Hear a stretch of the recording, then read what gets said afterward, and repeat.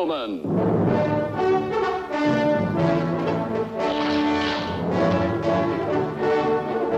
Starring Chuck Connors.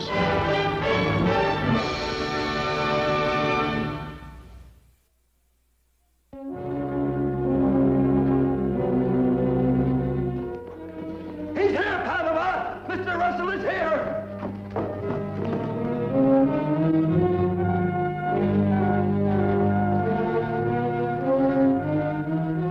Ben, I'll say it again. This is something out of the past. Let it be. Let it stay there.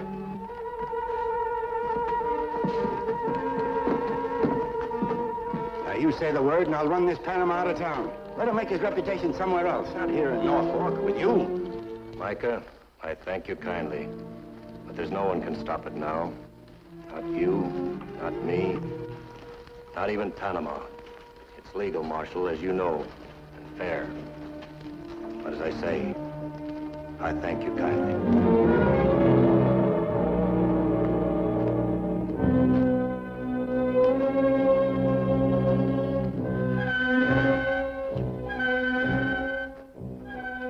It took so long, I was beginning to think you might not get here.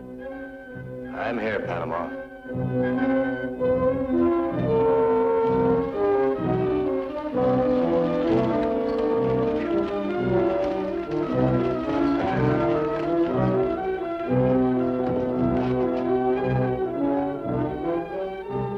It's Mr. Russell. Yeah, I see. It's your game, Panama. Make your play.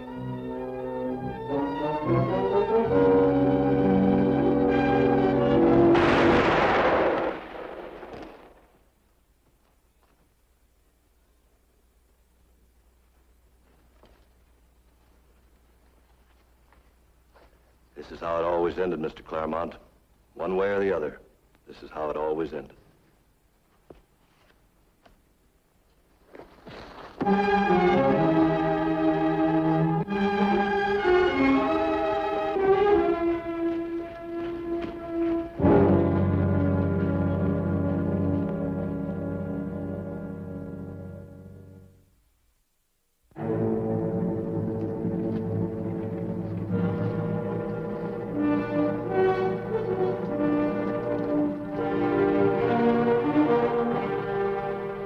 Ben was an old man, but he was too smart to get pulled into a fool play like this. What happened, Mike? He wasn't pulled in. He walked in with the sun in his eyes. You mean Mr. Russell wanted to die? Mike, you didn't say that, son. Might just as well have.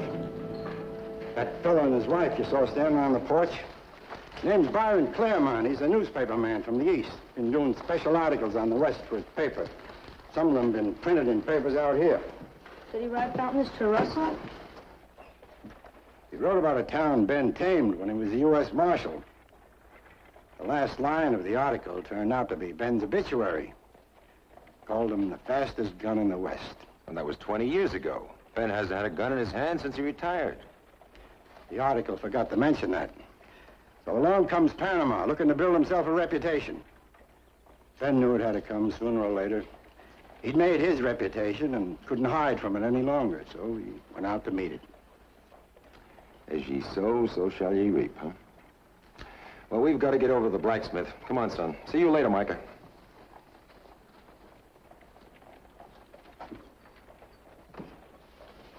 If we have to have a family quarrel, Eleanor, let's keep it in the family. The least you can do in public is smile.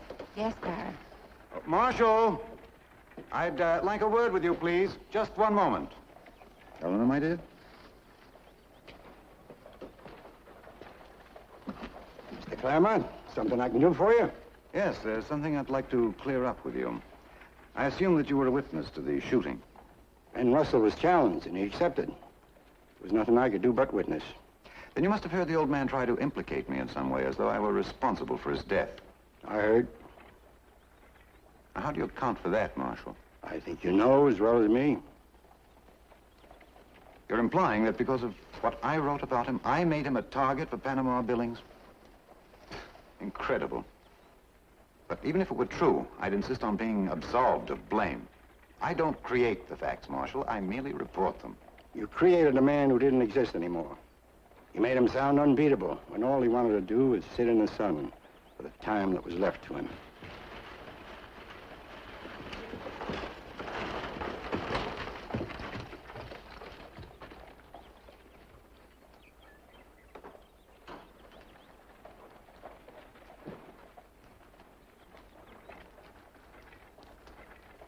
Lucas McCain, Mr. and Mrs. Claremont. Ma'am? Mr. Claremont? McCain, I've heard of you. You and your rifle are supposed to be something of a legend in these parts. That's why I mind my own business. Meaning, of course, that I don't mind my own business. In that, Mr. McCain, you're quite wrong. My business happens to be other people. But I can see that you agree with your marshal. He seems to feel that I'm responsible morally for the death of Ben Russell. Micah's judgment is considered pretty sound. That may be. But however much you try to justify it, Ben Russell was a man who had outlived his time. Mr. Claremont?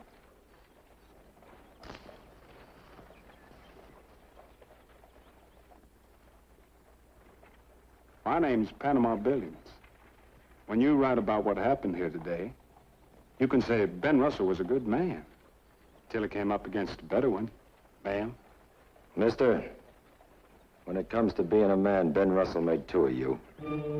Well, now. McCain, ain't it?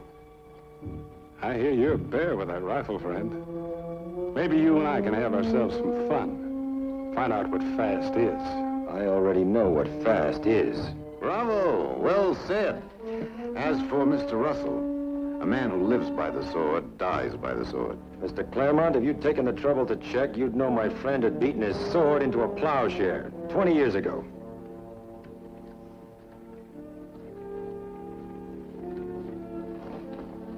Gentlemen, I'm terribly sorry. My husband, I'm terribly sorry. Goodbye, Mr. McCain. Mrs. Claremont? Eleanor!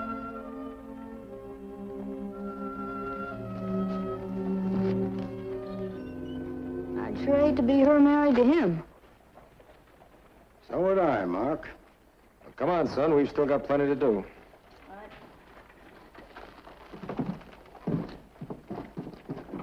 All right, Eleanor, all right. I won't argue the point any further with you.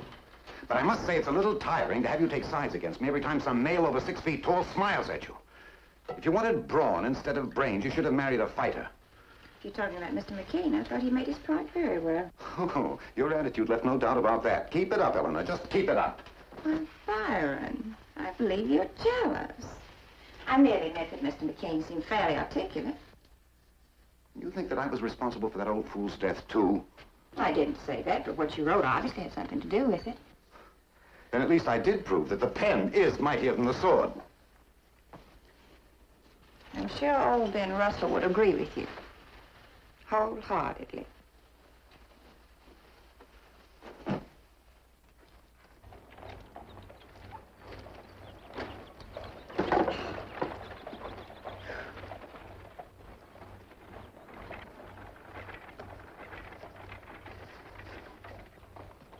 Can I help you, Paul? Oh, no, son. This is too heavy for you.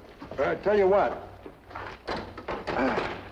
You run this over to Eddie at the hotel for me. Ask him to see that he gets out on the next stage, will you? All right. Paul? Uh-huh. You figure he was really to blame just because he wrote that article? Oh, Mr. Claremont? Oh, no, not just because he wrote it, son. It's in the way that he wrote it he's at fault. Well, he told the truth, didn't he? As it was a long time ago, not as it is today. That's the point. You see, a man who's responsible for telling the truth has to look at things as they are, not as he'd like them to be, or else he fails in his responsibilities everywhere. You understand? I guess so. Well, maybe you do. You run along now and don't dawdle, huh? Or else we won't finish in time to have supper at the hotel. All right.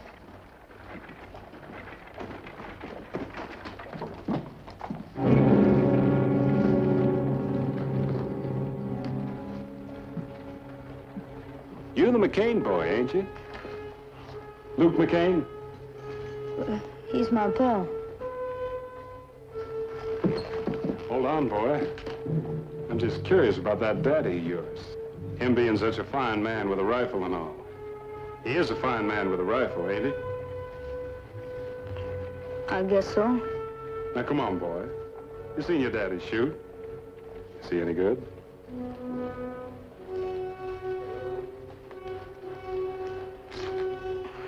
No. Oh, he can't hardly hit the side off a barn. Well, you're scared, boy. That's just fine. You go right on being scared. You tell that daddy of yours to do the same. That way, ain't none of us gonna get hurt.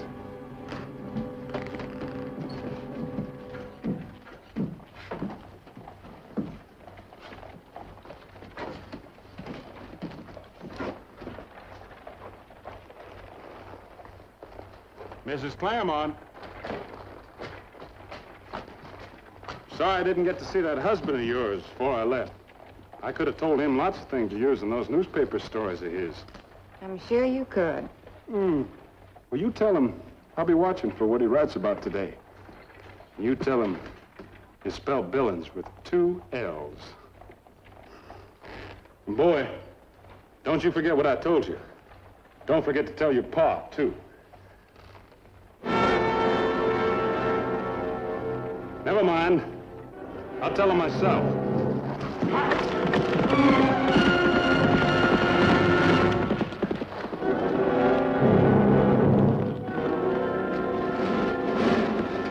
You all right, Paul? I'm all right, son. What did he say to you? Well, nothing. Son? Well, he asked me if you could use a rifle. Yeah, and what did you tell him? I guess I told him he couldn't. You guess or you know, Mark? I guess I know. Shouldn't be too hard on him, Mr. McCain. He's got a long, long time to learn what life's all about. Well, man, maybe if he learns about it now, he'll have a better chance to enjoy it when he grows up. Forgive me, Mr. McCain. But you're doing a fine job is obvious.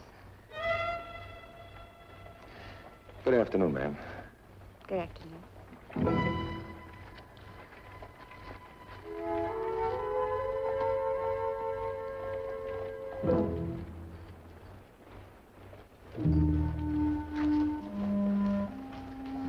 You just couldn't leave well enough alone, could you, Eleanor? You had to put yourself in a position to talk to McCain again. You aren't serious. I told you what I thought about you and your flirtations. All right, Eleanor, you just play it your way. I'll play it mine.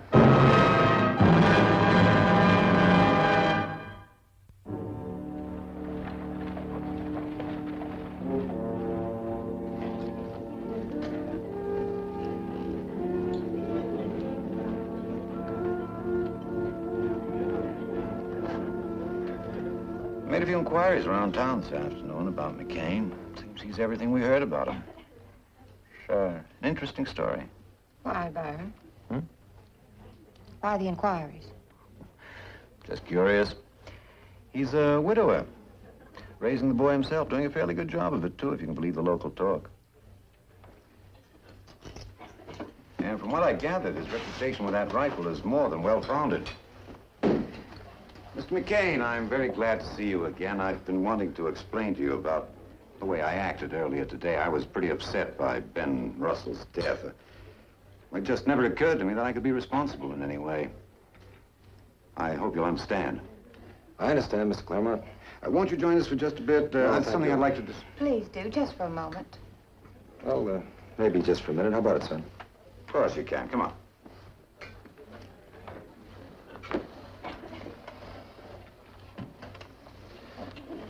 Well, young man, I don't think I've ever heard your first name. It's Mark. He's a handsome youngster. Don't you think so, Eleanor? No. I think we're embarrassing Mark. You don't care about being handsome, do you, Mark? I like horses. The non sequitur used as a defense. Very good, Mark. You know, I can see you're doing a fine job raising the boy, McCain. We get along. I'm surprised you haven't married again. Give the boy a woman's influence. Byron? That's all right, Mrs. Claremont. As I said, we get along. And we'll be doing just that right now. What, sir? Oh, I'm so sorry. I would have liked you to stay on and talk for quite a while about these articles I'm writing. You'd probably Good night, prove Mrs. Claremont.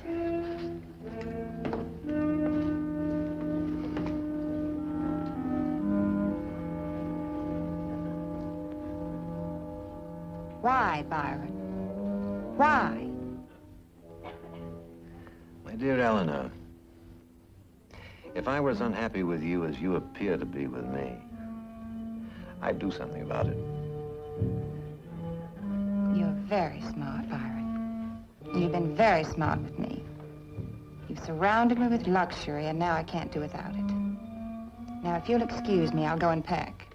I'm looking forward to my trip to Kansas City. I'm afraid that's a pleasure you'll have to forego momentarily. I found some additional material for my work right here. Subject,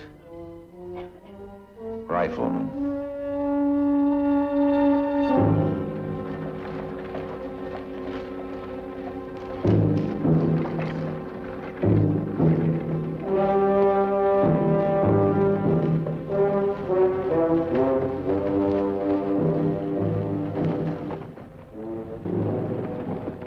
Byron Claremont?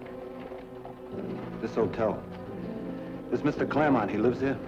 I live here. Billy Benson. That's me. Maybe you heard. I killed Panama Billings. No, I hadn't heard. This here fellow McCain now. Been reading in the paper what you've been writing about him. How come you write so much about him? You making him famous? Mr. McCain is news, Billy. A rifleman faster than any known pistolman. Pistolman? Well, how about a six-gun? Same thing. Well, in that case, Mr. Claremont, I'm going to be news real soon. Just as soon as I can find Mr. McCain, that is. How do you want your name in print? Billy or William? Well, I think I favor William a little. William Benson. That'll do fine. Come on.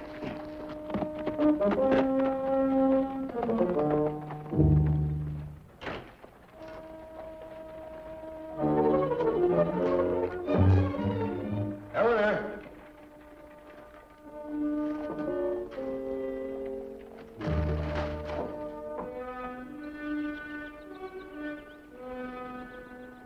Saturday again, boy, and all my chores are finished. Are we going into town now? Well, I wasn't aiming to, son. I've still got a lot of chores to do around here myself. Why, you said that last Saturday and the Saturday before that. We haven't been into town for 3 Saturdays. Well, maybe next week. It's Mrs. Claremont. Yes, I see.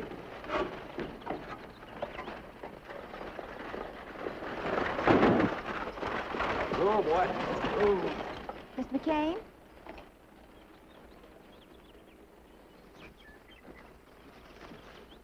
I had to come out and talk to you. Have you seen these? Rifleman unequaled in usage of firearms. Lucas McCain, unlike his predecessors, does not wield a familiar six-shooter. McCain shoots from the hip or with a rifle. Lucas McCain, the rifleman, is fast becoming a legend. His incredible... He wrote the first one 3 weeks ago, the day you and Mark left town, and he's been writing one every day since. A man rode into town today, and he was looking for you. He called himself Billy Benson. I guess he wants his name in the papers, too. Mark, you see that Mrs. Claremont gets back to town. When you get there, you go straight to Micah's office and wait for me, here? All right. Mr. McCain? Be careful.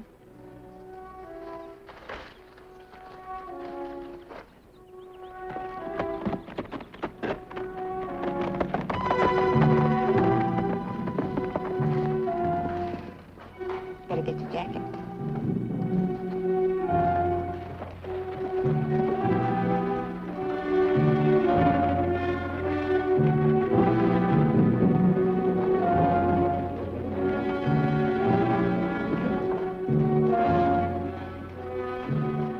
Lucas, I want to talk to you. Make it quick, Mike. I've got something to take care of. Well, this won't take long.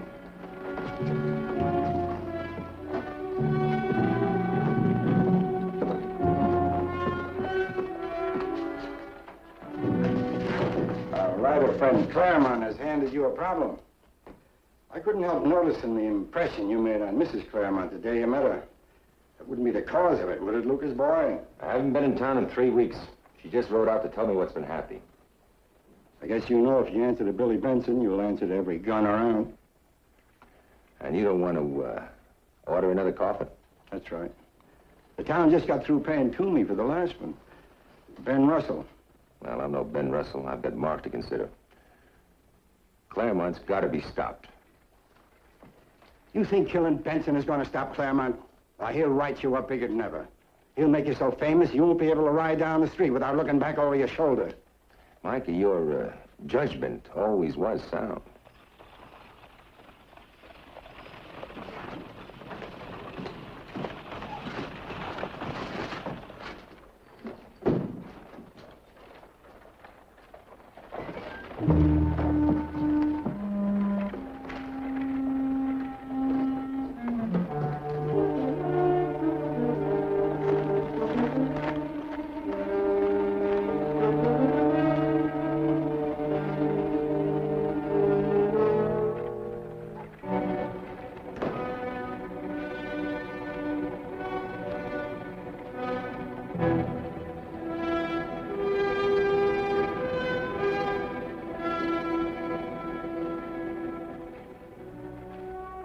All right, Billy. My name's McCain. What do you want? Matches. I got a new one from Panama Buildings. Maybe you heard. Yeah, I heard. And it occurs to me that a notch isn't much in the way of a marker for a man. Is that all you want left of you, Billy? A notch on the handle of somebody's gun? There's still a lot of room left on the handle of my gun, mister. And I aim to fill it up. Maybe so, Billy, but not with me. Watch this.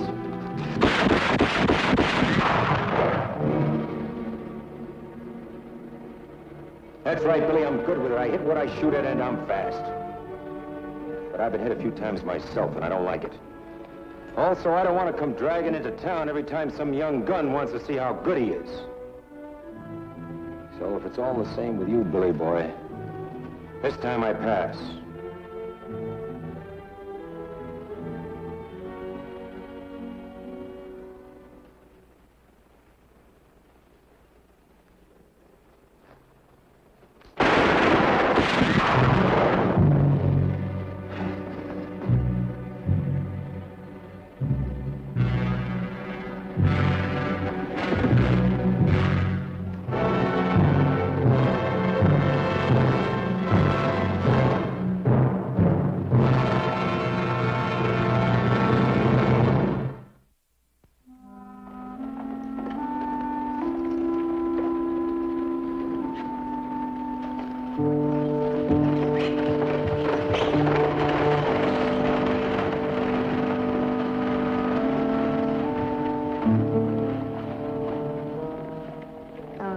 Paul? Did you like Mrs. Claremont? I liked her better than I liked her husband. I don't mean that. Well, say what you mean. Well, I mean, did you like her? I said I liked her. Look, Mark, a man, especially out here, comes to expect very little that's pretty. And when he does stumble across it, he can stop to admire it for what it is. Beauty. It's like, it's like looking at a sunset or a pretty picture painting. You can admire them and appreciate them without wanting to own them.